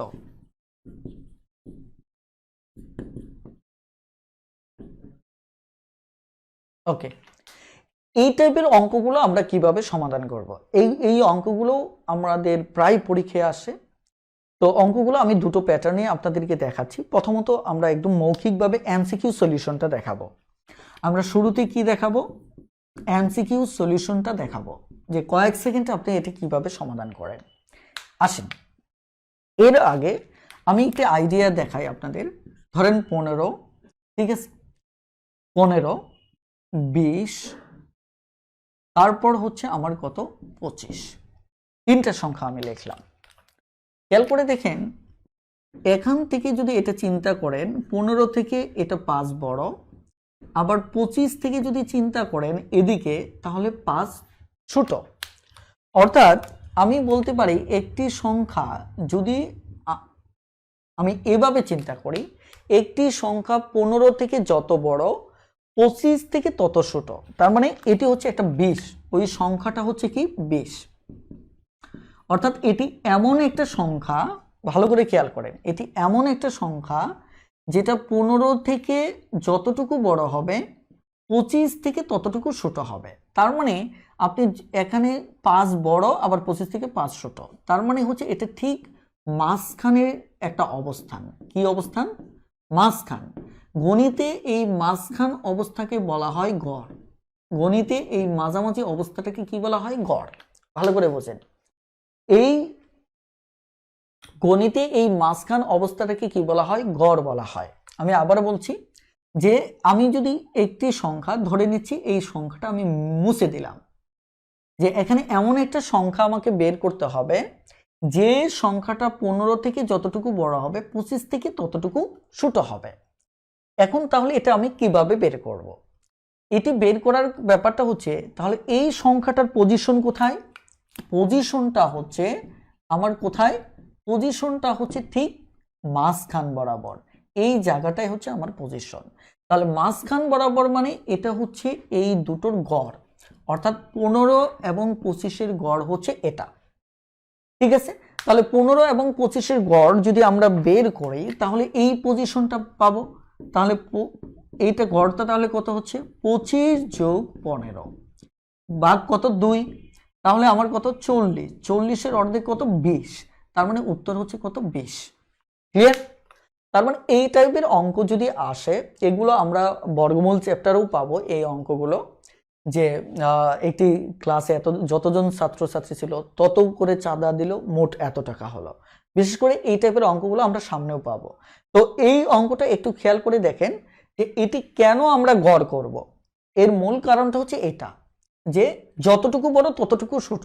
তার মানে মাঝখানে অবস্থান, পজিশনটা মাঝখান মানেই হচ্ছে মূলত গণিতের ভাষায় এটা গড়। এই কারণে আমরা গড় করব। কথাটা ক্লিয়ার? তাহলে গড় করলে যে সংখ্যাটা হবে, এটি হচ্ছে ওই সংখ্যাটা। এবার আসুন, তাহলে এই অঙ্কটার এমসিকিউ সলিউশনটা কি হবে?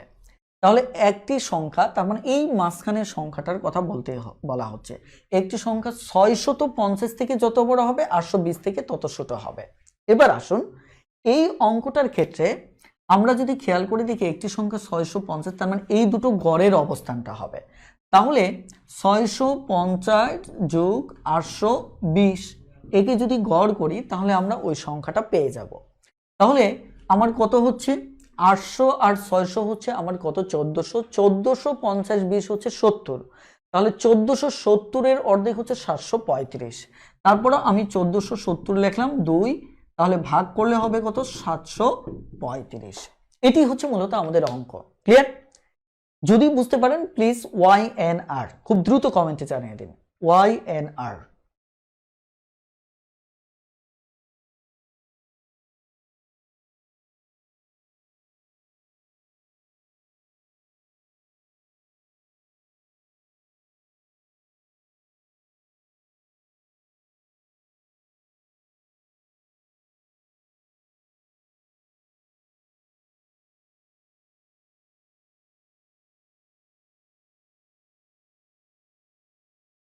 ঠিক আছে, এবার আমরা এই টাইপের আরো কিছু অঙ্ক দেখব, তাহলে ইনশাল্লাহ আমাদের আরো ক্লিয়ার হবে। যেমন এখানে একটি অঙ্কে 33 নম্বর অঙ্কটাও পারবেন, 34 নম্বর, এটি আমাদের 30তম বিসিএসে আসছিল। একটি সংখ্যা 301 থেকে যত বড়, 301 থেকে যত বড়, একইভাবে বলা হচ্ছে 381 থেকে তত ছোট, তার মানে 381। তাহলে এটিকে গড় করতে হবে। তাহলে 300 300 কত 681 আর 1 82, তার মানে 682। 682কে যদি আমরা অর্ধেক করি তাহলে 600-এর অর্ধেক 300 আর 82-এর অর্ধেক 41, তার মানে 341। এই হচ্ছে মূলত আমাদের অঙ্ক। কথাটা বুঝতে পারছেন কিনা? এবার আসেন, হ্যাঁ আমরা এই টাইপের অঙ্ক হাসান মারুফ ভাই আমরা এগুলি সামনে নেক্সট বর্গমূল চ্যাপ্টারে করব। আপাতত এই কনসেপ্টটা একটু খেয়াল করে দেখেন। এখন আমাদের এই অঙ্কটাকে যদি আমরা ডিটেলস করতে চাই তাহলে আমরা কিভাবে সমাধান করব। দেখেন এই অঙ্কটাকে যদি বলি যে একটি সংখ্যা 15 থেকে যত বড়, একটি সংখ্যা 15 থেকে যত বড়, একইভাবে 25 থেকে তত ছোট, সংখ্যাটি কত? ঠিক আছে, এখন এটাকে আমি ডিটেলস কিভাবে সমাধান করব। দেখেন আমি ডিটেলস সমাধানটা, এটা আমাদের অনেক সময় অঙ্ক দাঁড় করাতে অনেকের সমস্যা হয়। ঠিক আছে, ভালো করে খেয়াল করেন, এক্ষেত্রে ডিটেলস সমাধানটা করার খুবই একটা চমৎকার উপায় আছে। সেটি হচ্ছে, খেয়াল করেন তো, এখানে যদি এটাকেই অঙ্ক হিসেবে আমি চিন্তা করি তাহলে এটি হচ্ছে সেই 20 সংখ্যাটা, কিন্তু এখানে 20 সংখ্যাটা আমরা জানি না, আমরা ধরে নিলাম এই সংখ্যাটা হচ্ছে x। তাহলে এখন এখানে যখন 20 ছিল আমরা কি বলেছি, এখানে পার্থক্য হচ্ছে 5, তার মানে এই 5 কিভাবে পেয়েছি 20 মাইনাস 15, আর এই পাশেও পার্থক্য কিভাবে পেয়েছি 25 মাইনাস 20। এটি হচ্ছে আমাদের শর্ত মতে। তাহলে এখন যদি আমার এটা অজানা থাকে, অজানা থাকলে আমাকে ধরে নিচ্ছি এটি x, তাহলে এটি কি হবে, এই বড়টা থেকে যেটি বড়, খেয়াল করে দেখেন যে সংখ্যাটি 15 থেকে বড়, তার মানে যে সংখ্যাটি ধরেছি এটা 15 থেকে বড়, তার মানে বড়টা থেকে আমি 15 বিয়োগ করব। একইভাবে 25 থেকে ছোট, তার মানে এই xটা আবার 25 থেকে ছোট, তার মানে 25 থেকে একে বিয়োগ করব। তার মানে এই যে দেখুন আমার শর্ত মতে দাঁড়িয়ে গেছে। ক্লিয়ার?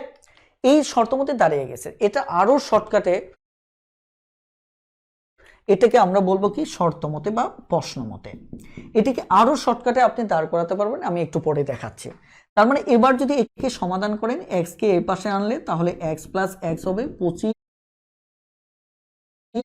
যোগ 15 হবে, তাহলে 2x সমান সমান এখানে 40 হচ্ছে, সুতরাং x সমান সমান 40-এর অর্ধেক, x সমান সমান 40-এর অর্ধেক হচ্ছে কত 2 20। এটি হচ্ছে নির্ণয়ের সংখ্যা, নির্ণয়ের সংখ্যাটা কত 20। এবার আসেন এটাকে আরো সহজে দাঁড় করানোর উপায়টাকে, আরো সহজে দাঁড় করানোর উপায়টা হচ্ছে, ভালো করে খেয়াল করেন, যে আপনি যদি দুর্বল হয়ে থাকেন তাহলে দেখবেন এই সংখ্যাটা 15 থেকে যত বড়, যতটা কেটে এখানে একটা এক্স বসাবেন, তার মানে 15 থেকে এক্স বড়, 25 থেকে তত ছোট, তার মানে এখানে একটা তত কেটে এক্স বসাবেন। এবার এই দুটো তুলনা করেন, এক্স বড় তার মানে এক্স থেকে 15 বিয়োগ করেন সমান 25 থেকে এক্স ছোট, তার মানে 25 থেকে এক্স বিয়োগ করেন। ব্যাস আমাদের শর্ত মতে দাঁড়িয়ে গেল। ঠিক আছে, এবার একটু দ্রুত কমেন্ট করে দেন প্লিজ ওয়াই এন আর, খুব দ্রুত কমেন্টে জানান ওয়াই এন আর।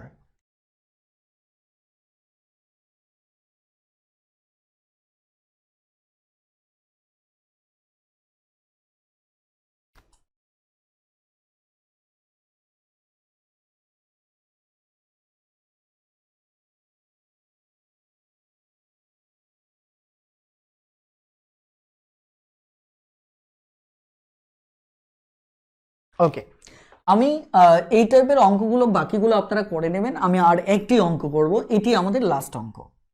ঠিক আছে, আজকের ক্লাসের সর্বশেষ অঙ্ক, সেটি হচ্ছে 35 নম্বর অঙ্কটি। 35 নম্বর অঙ্কটি এখানে বলা হচ্ছে একটি সংখ্যা 560 থেকে একটি সংখ্যা 560 থেকে, ঠিক আছে, একটি সংখ্যা 560 থেকে যত কম, ঠিক আছে, যত কম, একইভাবে বলা হচ্ছে যে 380 থেকে 380 থেকে 380 থেকে তার 3.5 গুণ বেশি, তার 3.5 গুণ, 3.5 গুণ বেশি। এবার আপনার কাছে জানতে চাওয়া হয়েছে সংখ্যাটি কত, সংখ্যাটি বের করতে হবে। এই জায়গায় একটু ঝামেলা আছে, ঝামেলাটাকে আমাকে বুঝতে হবে। এই টাইপের অঙ্ক যদি আসে, প্রথমত আপনি এটাকে এখানে যে বলছে একটি সংখ্যা 560 থেকে যত কম, যত কম 380 থেকে তার 3.5 গুণ বেশি, শর্ত দাঁড় করানোর সময় যে এই 3.5 গুণ বাদ দিয়ে তত বেশি, এটাকে ধরে আগে শর্ত মতে দাঁড় করাবেন, তারপরে ওটা নিয়ে চিন্তা করবেন।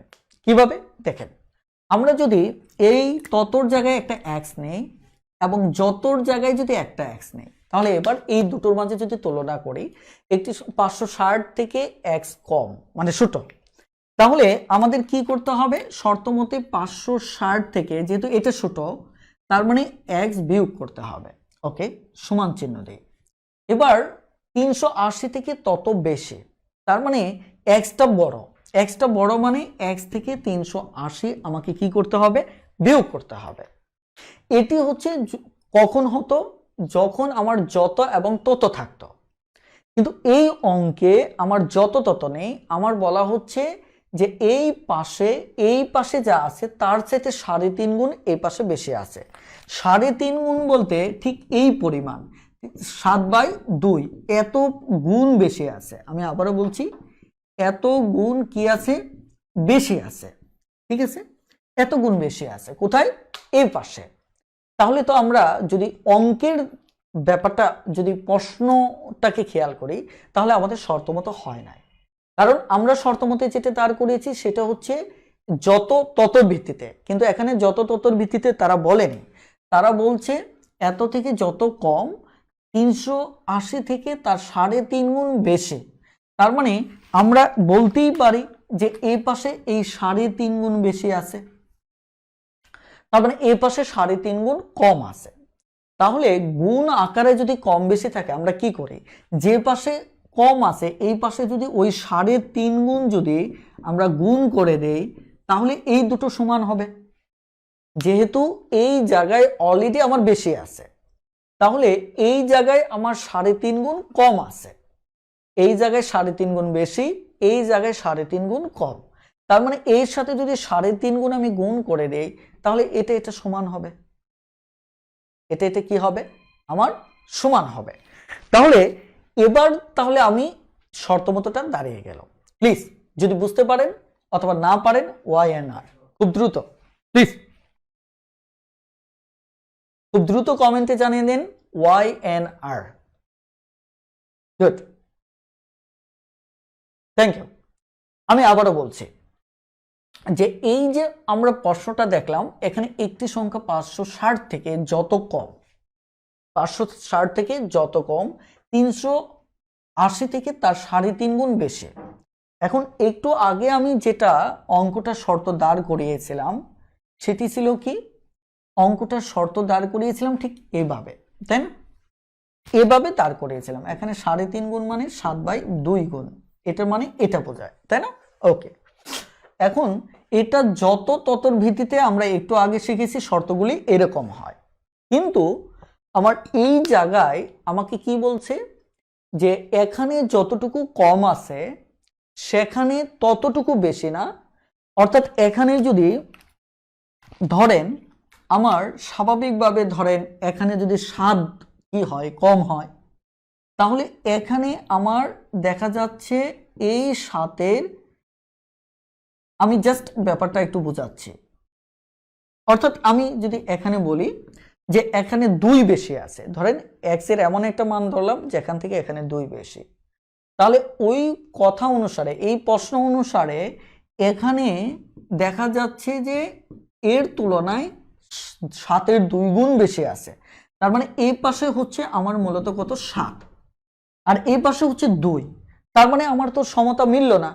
এই পাশে যেহেতু আমার 7-এর 2 ভাগ বেশি আছে, তার মানে এটা যদি সমান করতে চাই, দেখেন এটা সমান করতে গেলে আমার কি করতে হবে, এখানে 7-এর 2 এখানেও গুণ করতে হবে, ফলে দেখা যাচ্ছে এটার রেজাল্ট কত হবে, 7, এই পাশেও 7 হবে। এটি হচ্ছে মূল বিষয়। তার মানে এই পাশে অঙ্ক এই কথা অনুসারে বোঝা যাচ্ছে এটা বিয়োগ করলে হবে, যে রেজাল্টটা হবে সেটা হচ্ছে আমার 3.5 গুণ বেশি, কার চাইতে, এই বাম পাশের চাইতে। তার মানে এটা যদি সমান করতে চাই তাহলে 3.5 গুণ এখানে আমাকে গুণ করতে হবে।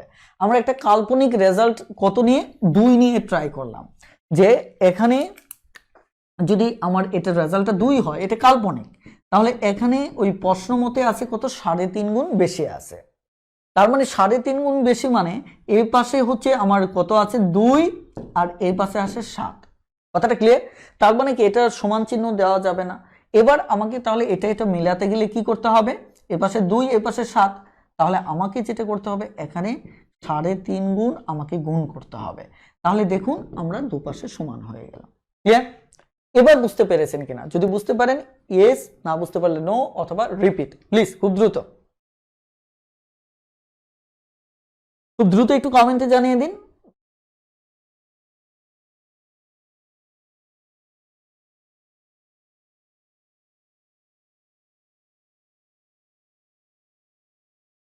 যারা রিপিট বলেছিলেন তারা দ্রুত কমেন্টে জানিয়ে দিন।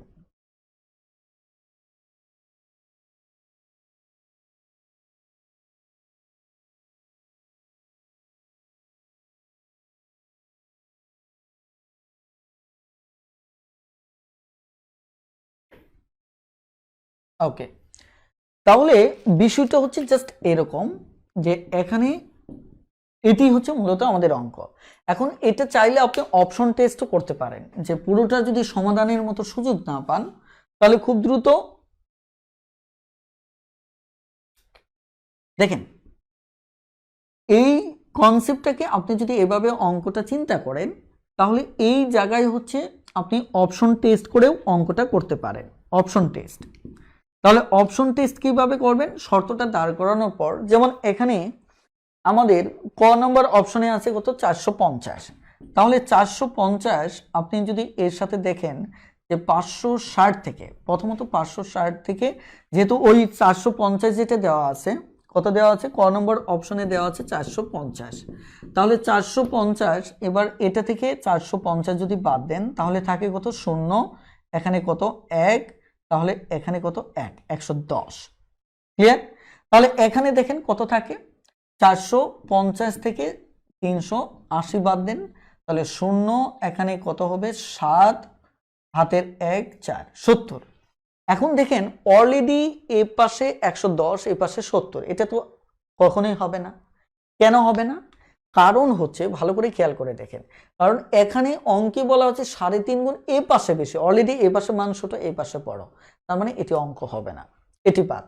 তার মানে ক নম্বর অপশনটা বাদ, এবং যে অপশনটা সঠিক উত্তর, যেমন এটি হচ্ছে গ নাম্বার, যেটি গ নম্বর অপশন দেওয়া আছে কত আমাদের 520।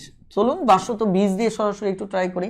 তাহলে 560 থেকে 520 যদি আমি বাদ দেই তাহলে থাকলো কত 440। এবার যদি আমি 520 থেকে 380 যদি বিয়োগ করি তাহলে আমার থাকলো কত, এখানে কত 4 হাতের 1 4 140। এখন বলছে এটার তুলনায় এখানে আছে 3.5 গুণ বেশি, তার মানে 40-এর সাথে যদি 3.5 গুণ গুণ করি তাহলে কত হচ্ছে 20, তাহলে 7 দুগুণে 14। দেখেন এই পাশেও 140 হচ্ছে, এই পাশেও 140 হচ্ছে, তার মানে আমাদের উত্তর হচ্ছে কি খ নাম্বার। ঠিক আছে, আমাদের উত্তর হচ্ছে কি খ নাম্বার। আশা করি বুঝতে পেরেছেন। আপনারা যারা একটু দুর্বল আছেন তাদের কাজ হচ্ছে ভিডিওটাকে আরো কয়েকবার রিপিট করা, কারণ হচ্ছে আপনারা তো একটানা ক্লাস করেছেন, মেমোরি লম্বা সময় ক্লাস করলে এমনিতেই একটু মানে কঠিন অবস্থায় থাকে, সেক্ষেত্রে আবার ঘুম থেকে উঠে পুরো ভিডিওটা আরো একবার দেখে নেবেন, তাহলে দেখবেন এখন যা বুঝতেছেন তার 4-5 গুণ বেশি বুঝবেন। কথাটা ক্লিয়ার? যাদের একটু দুর্বলতা বেশি তাদের একটু প্লিজ কষ্ট করতে হবে। আমি এটি ওরিয়েন্টেশন ক্লাসেও বলেছি, এখানে অনেক লম্বা সময় নিয়ে কথা বলেছি, যারা ওরিয়েন্টেশন ক্লাস করেননি তাদের প্রতি রিকোয়েস্ট হচ্ছে ওরিয়েন্টেশন ক্লাসটি করে নেবেন।